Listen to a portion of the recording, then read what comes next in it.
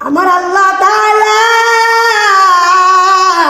যার আল্লাহর কাছে বেশি প্রিয়, আমার আল্লাহ তাআলা তাকে বেশি পরীক্ষা করেন। ইব্রাহিম আলাইহিস সালামকে আমার আল্লাহ তাআলা অনেকগুলো পরীক্ষা করেছিলেন। এর ভিতরে প্রথম পরীক্ষা নমরুদ বলতে লাগলো, ও ইব্রাহিম, ঈমান ছেড়ে দাও, আগুন থেকে বাঁচতে পারবা, জানে বাঁচতে পারবা, আর না হয় তোমাকে আমি আগুনের ভিতরে ফেলে দিব।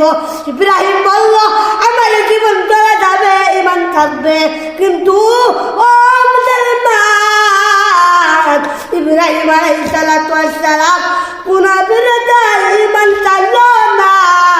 ওই ইব্রাহিম আলাইহিস সালামকে যখন ওই নমরুদ আগুনের মধ্যে ফেলেছিল, ওই